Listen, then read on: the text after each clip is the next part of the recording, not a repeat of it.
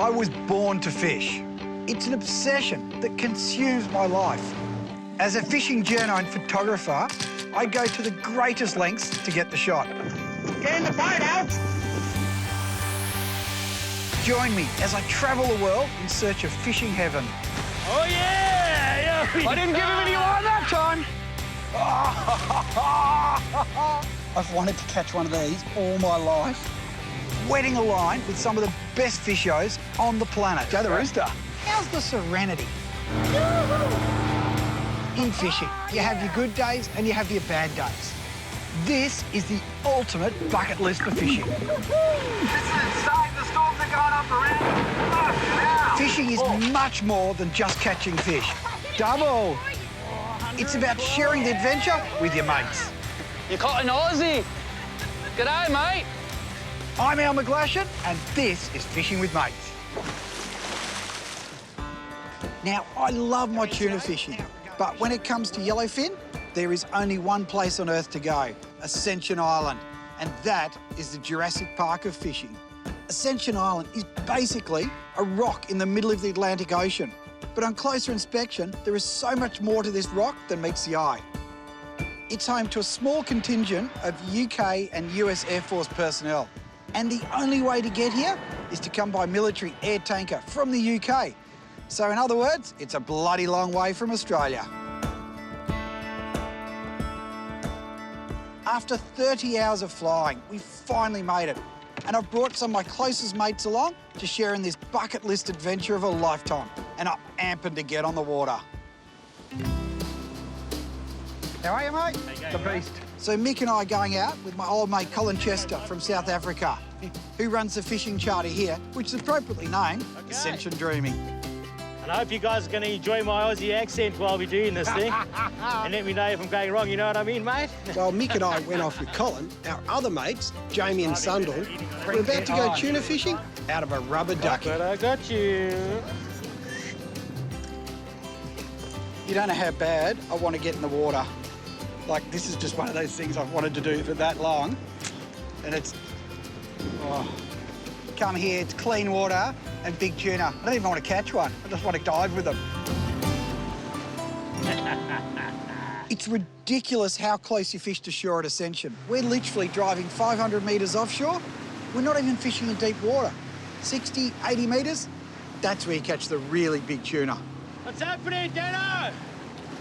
So we've had a couple of really big tuna off the beach here in like 2-3 metres of water, straight at 20 feet off the side. Biggest one we had is 105 kilos. So you seriously catch these massive yellowfin in here? Yeah, so tell you what, Al, on these drop-offs along the side, that drops off really quickly down to 30, 40 metres where we are now, and then down to 50, 60 metres, another sort of 30, 40 metres further out to sea. And what they do, the big tuna come in, chase the triggers up against the side, and start feeding on those black trigger fish. Really? Yeah. Got to be the only place on Earth that happens. So Colin's taking us to one of his favourite hotspots for the tuna. You guys can start popping now and see if we get anything up just with a blind drift, and then what I'll do is I'll start chumming. We should have some fish up in a couple of minutes, half an hour at the most, I would imagine. So on Ascension, the fishing techniques are quite unique. So there's chumming, which was burling for the tuna. So we use sardines. We chop them up, chunk them out, and get the fish up the boat. The second way is popper fishing, so literally just casting for them. But you've got to upgrade all your hooks. You can't just use your standard trebles. You've got to beef everything up because these are the biggest fish in the world. So I've taken the treble hooks off, put a single hook on. The trebles will just break up on these big tuna. How good are these frigate birds, Cole? Although I'm guessing they're going to get a bit annoying soon. Oh, get out of it. Oh, we've got a couple birds. No, come on, get off. So the frigate birds are so close, it's almost impossible not to catch one. But like I always say, I'm all for catch and release. You get some real hazards, obviously, fishing for big yellowfin. The frigates obviously want to be a part of the party. And it's just, you know, they'll only get hooked up and they'll come off, and as you can see, it doesn't hurt them too much. Right. Come on, boys. Come on back. Whoa, there's balls! Get them all. We got them all around the boat now.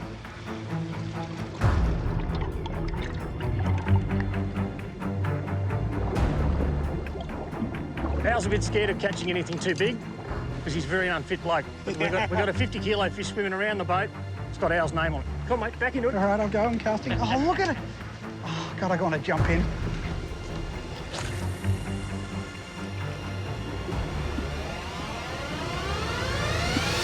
Oh! Swap lures if you don't hook up right. Look at him under the boat there. This is what we came for, Kyle. This is insane. He hasn't... Oh, he's waking up now. He's just woken up. So, Mick, I think you made a mistake of putting Del Drewster out. Mate, it's such a great spectacle seeing a yellowfin hit these poppers on top of the water. There's bigger fellas down there. Hang on. You're all right. Just jump. There we go. Got you. A little yellowfin there. Grab that tail. Yeah. That's a tiny little yellowfin, but it's a sight. I'd say that's the smallest one we've caught in Ascension for a while. Will we let this guy go and get a bigger one? Yeah, Hey, Mick, I'll let your fish go. And then off you go, buddy. Oh, we caught anything up to like 50 kilos on Ascension, pretty much a keyring tuna. You know, stick it on your car keys or whatever. Catching a fish on a popper is about as exciting as it gets. Let's swap around if I can. Oh, and with tuna, with the rooster popper, they hit it so hard, there's an explosion of white water. And then instantly the rod's alive in your hand, and then the pain starts once you hook up. He looked all right, but I can't tell. There's some beauties now. Oh, look at him. I'm getting distracted. I'm trying to catch this fish, and I'm looking down at, what, 40 and 50 kilos. Oh, look at the size of them. Beautiful. It wasn't massive by Ascension Island standards, but it was the biggest yellowfin I've ever caught on a popper. Have a look at the size of that. You got a hand? He's on. Have a look at that. Let's roll this baby over. How's that on a popper, man? Will we let him go? Let him go. Oh, oh. Yeah! Mate, well done. Nice one, man. So we've been fishing for an hour, and there's yellowfin everywhere around the boat. And I really want to get in with them. Oh! Yep. Man, that's a big one! Come on! There's another box inside here. We've got bigger fish coming back into the pattern. We've got 30, 40 kilo fish, and then down low there's bigger fish. Now the bigger fish are getting a bit more aggressive and coming right up and just rolling right in front of us. There's a monster. Yep, there's a big fella. Oh, look at the size of him.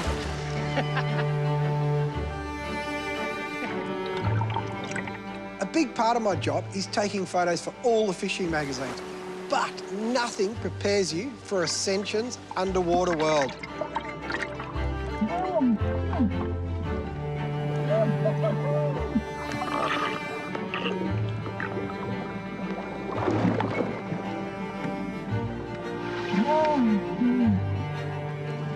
This is the petting station right now. Little petting zoo, tuna petting zoo, Ascension style. And I'm pretty sure Al's going to start enjoying himself.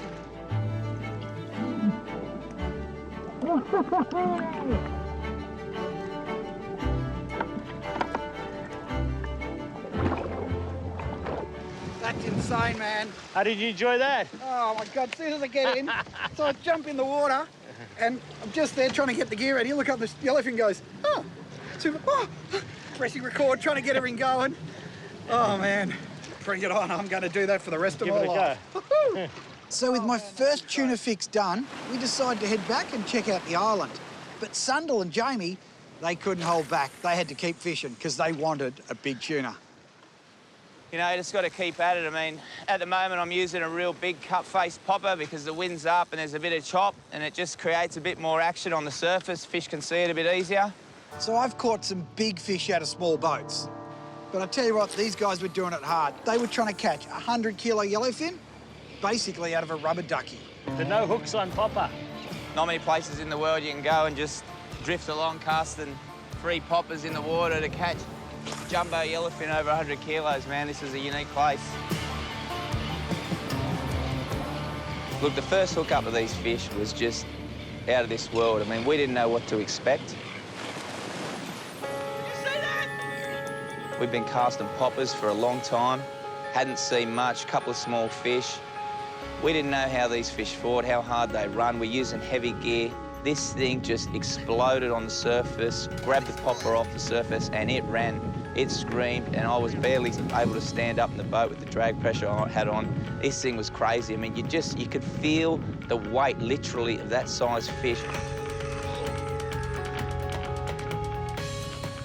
Everything was stable, hooks had set him well. We were basically just settling in for a fight with this fish, and then all of a sudden... I don't like that.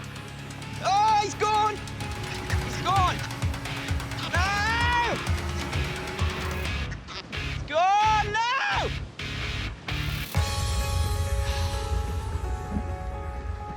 Oh, what happened? It's pulled the hook. Broken hook. Oh, mate, we're up tight, a lot of pressure on the fish. And all of a sudden, it's just gone loose, man. And obviously, it was hooked just in these two hooks here, and one of them's bust off, probably had most of the pressure on that one barb. This one is, then probably was secondly hooked in, and it's just bent out.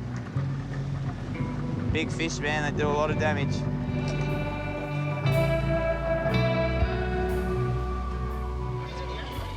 So while Sundal and Jamie were attempting to land a big fish, Colin took us on a cruise around the island. It's such a surreal environment, this place, isn't it? It's a harsh place to survive, you know. So harsh, in fact, that even the camels died out here, you know. Oh, really? There's camels here? There were camels. Ascension Island is made up of 50 volcanoes that were formed over 1 million years ago. The last eruption was 700 years ago. So our chances of getting fried while we were here were looking pretty good. I just can't get over this environment, how bizarre it is. You know, it is like you're on the moon, isn't it? It's an island of stark contrast, from the Mars-like landscapes down on the coastline to a lush tropical rainforest known as Green Mountain. The military presence on the island dates back to 1815, after Emperor Napoleon was imprisoned on St. Helena Island, and the Brits wanted to avoid a French rescue effort. The old forts are still here today. But it wouldn't be a proper tour without a bit of fishing. So we walked down the edge of the rocks. Colin's going, just cast, you'll be right. I've cast my little Alco out, and it's gone bang straight away. There's jacks there, there's black triggerfish everywhere, there's groper underneath. This place is alive. Watch the body go now. Watch this. Just crank it. Oh, here we go. Look at him, look at him. I'm trying to get too fast so he doesn't eat it. So my first cast I hook up, and seconds later Cole's on as well. We're both on a double hookup, and we've only just started. Woo. How good is this, mate?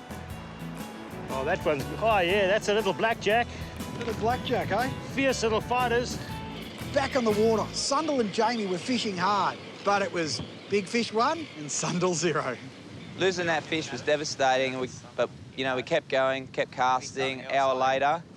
Oh, yeah! The monster! The monster!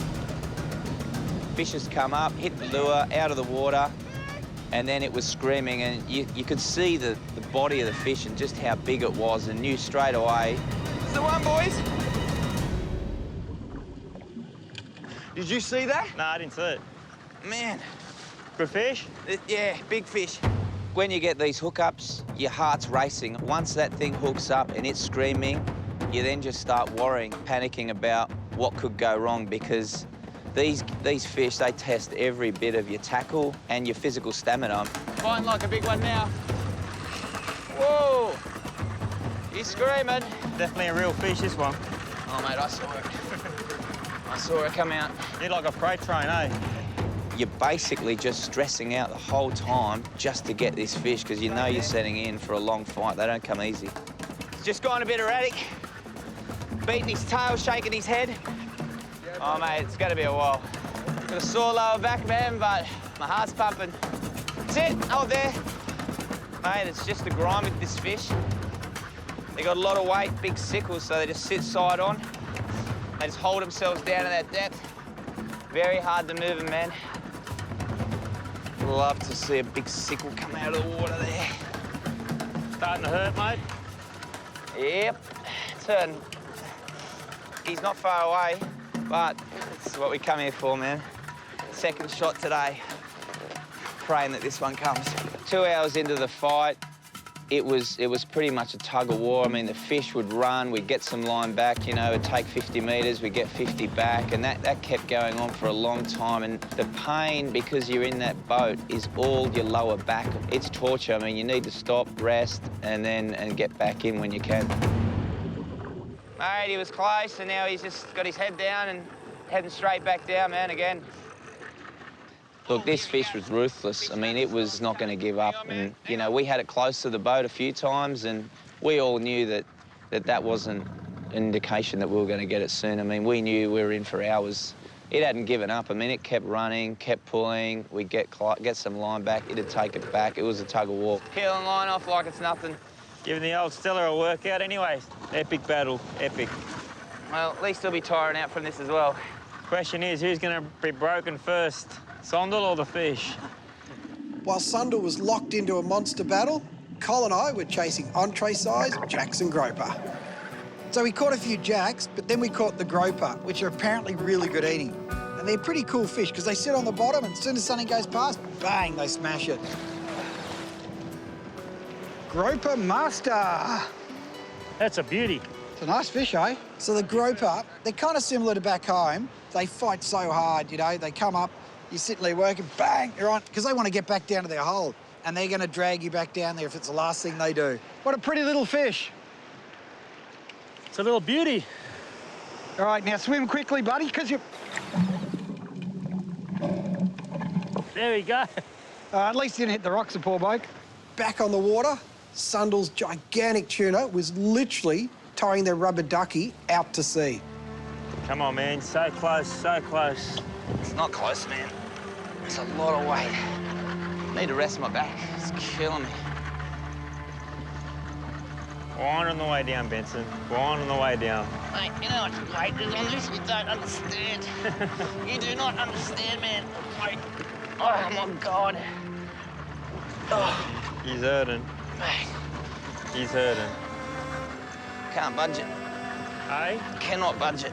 After 3 hours of fighting this fish, you know, you're busted. I mean, you're not making any ground. I mean, the thing's in the same position it has been most of the fight. And you start to think, well, how do we get this thing to the boat? Why is it coming up so high? Is that normal? Is that normal that it come up straight down?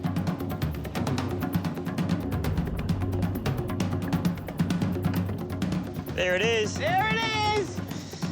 All right, Mario. There it is! So finally, after 4 hours, Sandal has won his battle against this monster yellowfin. Big sickles on it, Benson. Big sickles. Massive sickles. Here he comes, guys. Okay, you just keep doing what you're doing. Oh, my God, it looks gigantic. Big the head. size of it. First thing we saw when this fish came up to the boat after, you know, near on 4 hours was its head come up to the surface, and just the broadness of its head and the size of its open mouth. I mean, we knew this was a fish well over 100 kilos and, you know, something we'd never seen before in the water. You know, it was Jubilee. I mean, I was stoked. I mean, to get something like that after 4 hours, I mean, I just wanted to scream. All right, Mario, let's have him. Let's have him. Come on, Mario. Get it in. Get it in now. It's yours, take it. Catching that fish, getting the gaff in it. I mean, I'm a panic merchant, and when the boys put the gaff into that thing, with me yelling at them, I mean, we're all over the moon. Once you get that first gaff shot in, you know you've got the fish. Even though we're in a boat that's probably not for fishing, once those gaffs are in, you pretty much got it. And we were stoked, man. I mean, it's the best feeling to know you've finally put the time in, you've got what you came here for. I mean, it's a trophy, you know. It's unreal. So the moment of truth for any angler is the weigh-in. Now, Sandal has been busting as long as I've known him to catch a yellowfin over 100 kilos. Let's do it. What's he go, man? What's he call? Let's go, baby. Come on. Yeah, I want a hand. Come in here. So it's the moment of truth. The fish is going up and the scales are starting to read and they've swung around. Oh, 112. Yeah! Everyone wants their fish to be over 100 kilos. I mean, it's just not the same if it's not. I mean, every fish is the same. That's a cracker. You bloody ripper. Once in a lifetime fish, man. Mate, the whole trip, all worthwhile. You only need one fish like that in your lifetime and you're a happy man, happy fisher. Give me a cuddle. Well done, mate. Well done. So I was stoked for Sundal. This was his ultimate dream to catch this fish. And I now understand why they call it Ascension dreaming. A bit more, so come around. While it's sad to see a big fish die, the whole island got to enjoy some fish for dinner. So nothing was wasted on this majestic creature. Sharing the sashimi from someone else's spoils with all your mates, how good is that? It can't get any better than that. Ascension dreaming. All right, here's to fishing with mates. Cheers, man. Well done, boys. Good, boys. Get away from my sashimi. Oh, yeah. There we go. We just need a bigger belt.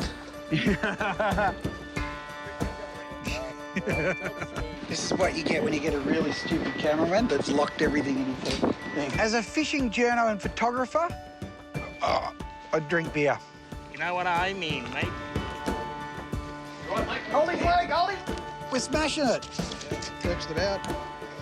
I'm one of those people that's kind of like cross-dressed and I can't decide whether to stay on top or go underneath. They're going to be looking at that going, oh no.